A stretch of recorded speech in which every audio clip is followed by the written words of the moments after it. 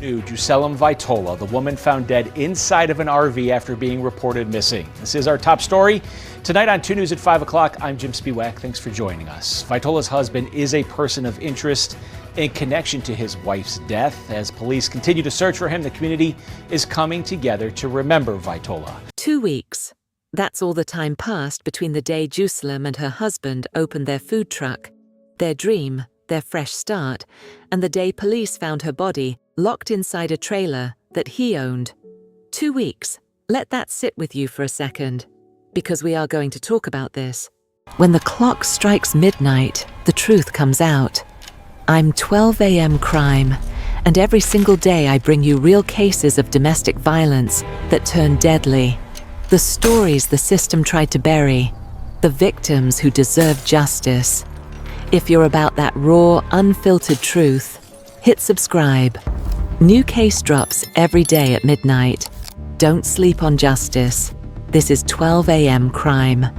Let's talk about who Jeusselem actually was, because she deserves more than just a name and a headline. She was 43 years old, Venezuelan born, and about 10 years before any of this happened, she and her husband, Alvaro Rojas, packed up their lives and moved to Utah. Now, if you know anything about starting over in a new country, a new language, new rules, new everything, you know that takes a certain kind of strength. That is not something everyone can do. And from everything that people who knew them have said, this family did it with their heads up. They became a known family in the Venezuelan community in Utah. And I don't mean known like, oh yeah, I think I've seen them around. No, known like church on Sundays, faces at the community gatherings, people who showed up and stayed. Frankie Alvarado, a man who met the couple through his work, described them simply as good, calm people. A restaurant owner in the area said the same thing, that they were well, known as a good couple, caring, family-oriented, the kind of people who go to church and everything. That was the reputation they carried for a decade. Jeusselem and Alvaro had 2 children together, and together they had done what so many immigrant families chase. They had created something stable, a home, a community, roots in a place that was not born in them, but that they made their own. And then came the food truck. Okay, so I need you to understand what the food truck represented, because this detail changes the entire emotional weight of this story. This was not just a side hustle. For an immigrant family who had spent 10 years building from nothing, opening your own business is a declaration. It is you saying, we made it, we are here. We are not just surviving anymore, we are growing. Jeusselem and Alvaro opened that food truck in Midvale, Utah, just 2 weeks before everything collapsed. 2 weeks. The dream was barely even breathing yet, and the community felt that. When people showed up to mourn her, it was not just grief for a person. It was grief for everything that food truck was supposed to mean. That is the part that is hard to shake. Now, from the outside, this family looked solid. No criminal record. No history of domestic violence. Police confirmed that specifically, and multiple family members backed it up. In 19 years of marriage, there had never been anything physical between them. Arguments, yes, every couple argues, but nothing that ever rose to the level where anyone felt the need to call the police or sound an alarm. Moving on, because here is where things start to shift. Sometime before February 2026, there had been talk. Quiet talk, the kind that stays inside the walls of a home and doesn't really make it out to the people around you. Talk about divorce. Family members confirmed to investigators that the two had recently been discussing it. No one outside seemed to know how serious it was, or what had brought them to that point after 19 years. But it was there. And in hindsight, that detail changes the whole shape of what came next. Alvaro also had a camper, trailer. He kept it at a storage lot in Draper, Utah. And according to family, he had plans for it. He was thinking about converting it into a second food truck, so the trailer was not random. It was not some forgotten thing. It was connected to the business, connected to their future, connected to him. Remember that. Thursday, February 26th. Alvaro was supposed to drive Jeusselem to work that morning, a normal thing. The kind of routine that exists in every household where two people share a life. He was supposed to take her in, she was supposed to show up, the day was supposed to move on. But Jeusselem never arrived at work, and the people expecting her, they noticed. By that evening, family members had grown concerned enough to file a welfare check. At this point, no one was jumping to the worst conclusion, because why would they? There was no history of violence, there was no reason on paper to panic. Police were not immediately treating either of them as being at risk. It was a missing persons report. Unusual, yes, but not yet alarming. Then Saturday came. Family members went to check on an RV that Alvaro owned. They showed up, they looked around, and the RV was locked. Nothing visible, nothing obviously wrong. So they left, and I need you to hold on to that image. Family members standing outside a locked door, not knowing, because what was on the other side of that locked door was going to change everything. Let me tell you something about how investigators pieced this together, because it did not happen all at once. It came in layers, each layer worse than the one before it. When family members reported Jeusselem and Alvaro missing, police started where they always start. The phones. Jeusselem's phone had gone dark. Turned off, or turned off for her.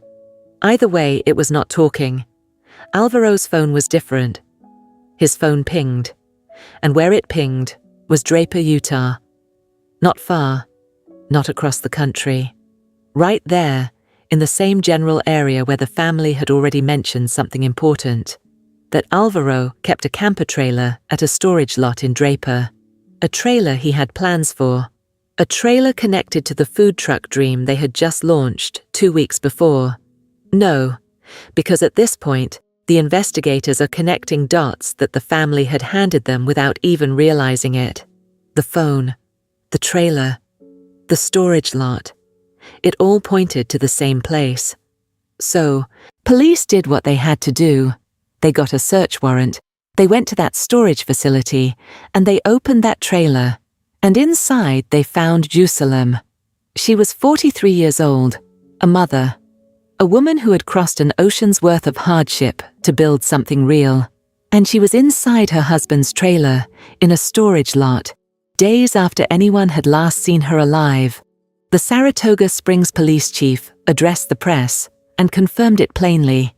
Upon executing the warrant, detectives found her body inside the trailer. That was it. No softening it. No way around it.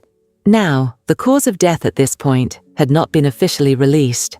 The autopsy was still pending, but the police chief did say something during that press conference that stopped the room. He said there were at least 2, possibly 3 methodologies that could have caused her death, and investigators were still working to determine which one actually did. 2 or 3. That is not a statement you make about an accident. That is not language that leaves any comfortable space for an alternative explanation. The people in that room understood exactly what was being communicated, even without the full details. So we're just going to sit with that for a second. A woman, locked inside a trailer, cause of death under investigation, and her husband already gone. Because here is the thing. By the time police found Jeusselem on March 3rd, Alvaro had not been sitting around waiting to answer questions. He had been moving, and the trail he left behind told its own story.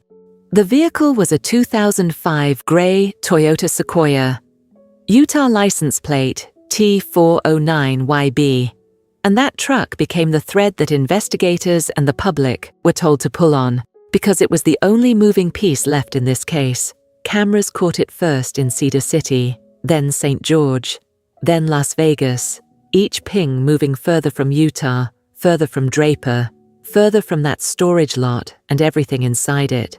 Purchases were traced back to Alvaro in California, his bank account or his cards, putting him in Southern California, while his wife's body was still waiting to be formally identified. The audacity. I am not even going to pretend that detail does not land a certain way.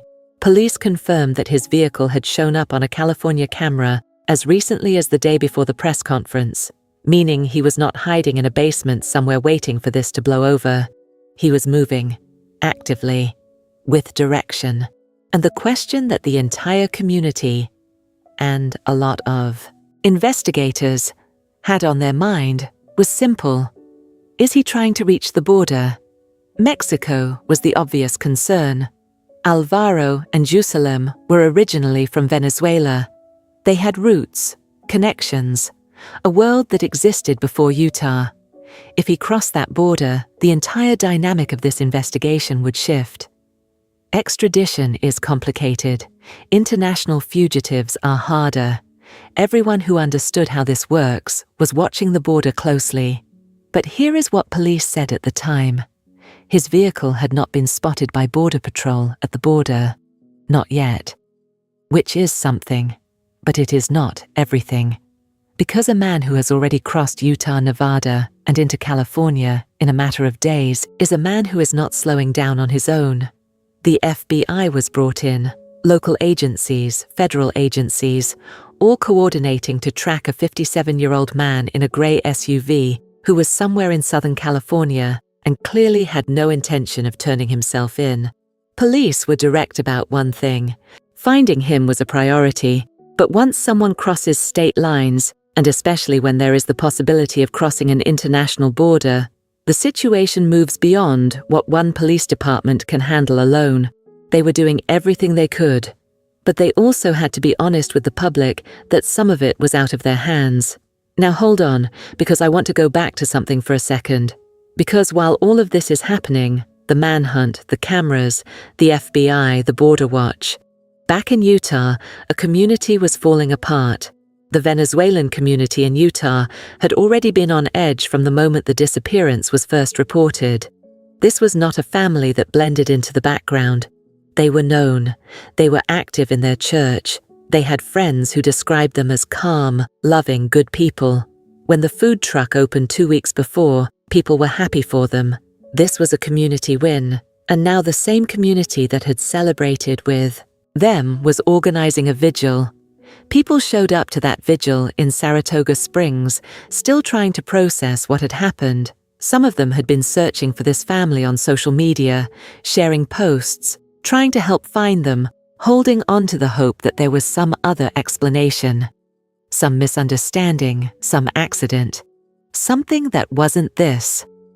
Patricia Quinones, the founder of a Venezuelan support group in Utah, had been one of those people. She described what it felt like when hope turned into something unimaginable, because that is exactly what it was. Unimaginable, right up until it wasn't. Jeusselem's family asked for privacy, and you respect that. You have to. But the community made clear that even from a distance, the love was there. People who had never even met her personally were praying for her children, for the 2 kids who woke up one day, and their mother was gone, and their father was somewhere on a highway in California. That's wild. That is genuinely the only way to say it, because these are real children. This is a real family. And the people in that community were carrying a grief that nobody signed up for. At this point in the investigation, Alvaro Rojas had not been formally charged. Police were still calling him a person of interest, though the chief did say during the press conference that he was somewhere between a person of interest and a direct suspect. That line, somewhere between, is the kind of careful language law enforcement uses when they believe they know what happened, but need the process to catch up with what the evidence is showing them. And what the evidence was showing them had sent multiple agencies across multiple states in the same direction. The public was asked to keep their eyes open. If you see the gray Sequoia, if you see the man, if you know anything, call Saratoga Springs Police immediately. Because at this point, the investigation was only as fast as the information coming in. And every hour that passed was another hour. Alvaro was somewhere out there, and Jeusselem was gone. Be so for real right now. 19 years, 2 kids, a food truck that had been open for 2 weeks, and it ended here, in a storage lot, in a locked trailer, while the man she had built her whole adult life with was 3 states away. The case was still unfolding. but the shape of it was already devastating enough. We're learning new details this afternoon about a Saratoga Springs missing persons case turned homicide investigation. Yeah, police say a woman is dead. Her husband appears to be on the run. News specialist Andrew Adams just got the latest from investigators in a news conference here. All right, Andrew, what do you know at this point?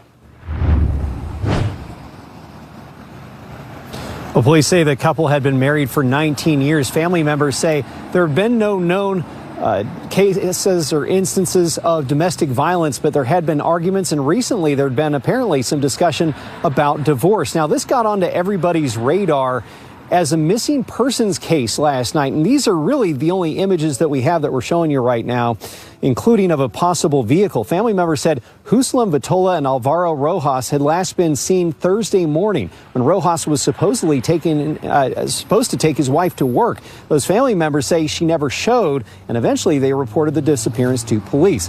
Now, investigators got on the case. They pinged the wife's phone. It appeared it had been turned off. They pinged the husband's, and there was a hit in Draper. At the same time, police say family members told them about a camping trailer at a storage lot in Draper that apparently Rojas had been thinking about converting into a food truck. Well, police served a search warrant there and discovered Vitola's body. The chief, during a news conference that wrapped up in the last hour, said the cause of death was under investigation, but it sounds like they've at least narrowed that down. There's a couple of possibilities. There are at least two, possibly three methodologies that could have caused death, and they just don't know yet which of those actually did. It's a big question. Totally. Investigators say it appears Rojas had fled the state and is now believed to be in Southern California. And they're working with the FBI and other agencies to run him down. The chief labeled Rojas as somewhere between a person of interest on the way to becoming a direct suspect in his wife's death. I asked the chief if there was concern about Rojas possibly leaving the country. He said there is concern, but it's really out of police's control. Either way, they're doing what they can to find him. Back to you guys. All right, Andrew Adams with that live update for us. Thanks, Andrew. You can follow this developing story here on air and on the free KSL Plus app.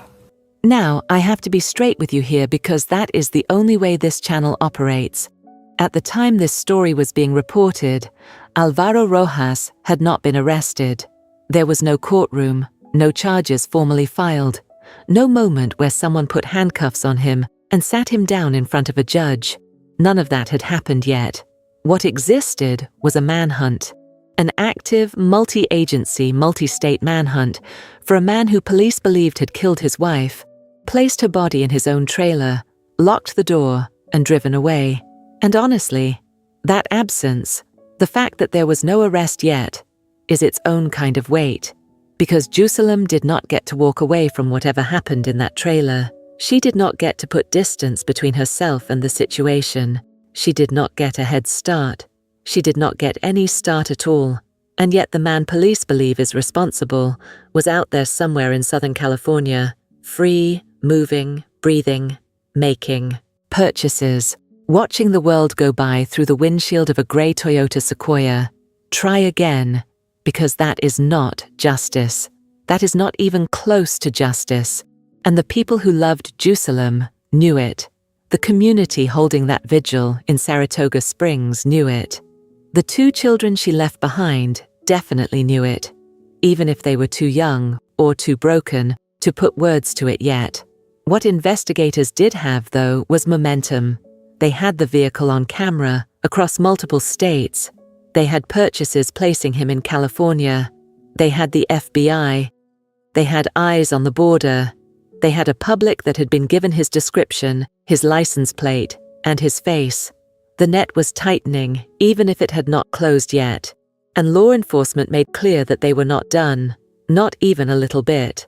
The Saratoga Springs police chief said something during that press conference that stuck. He described Alvaro as somewhere between a person of interest on his way to becoming a direct suspect. Not quite there yet in the language, but close enough that everyone in that room understood what direction this was heading. Investigators were building the case. The autopsy results were still pending. The cause of death had not been officially confirmed.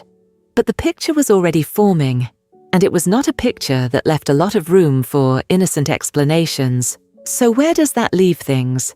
It leaves them open. It leaves a family waiting. It leaves a community in mourning.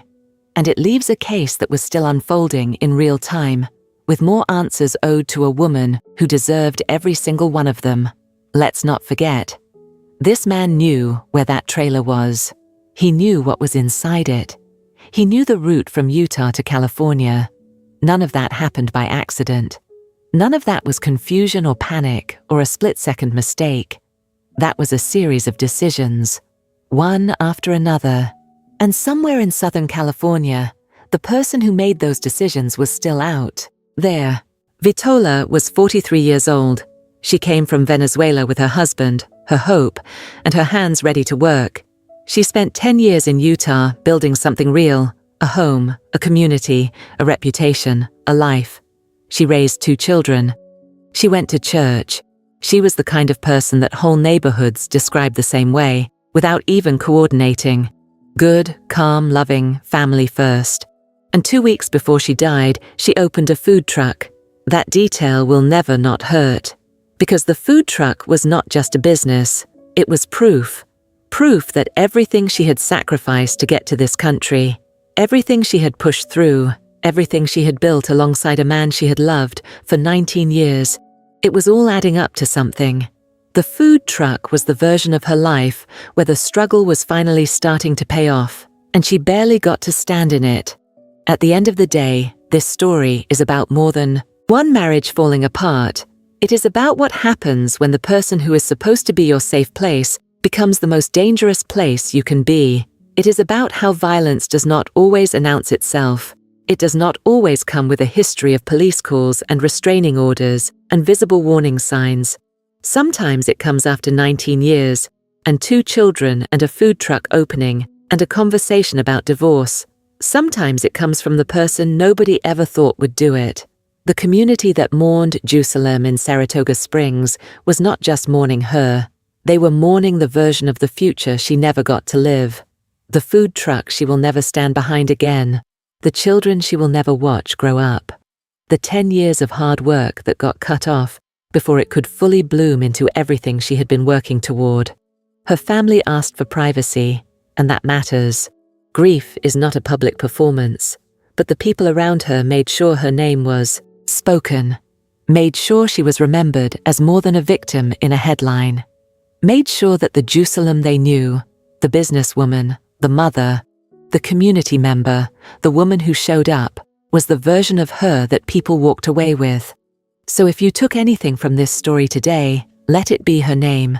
Jeusselem Elieth Vitola.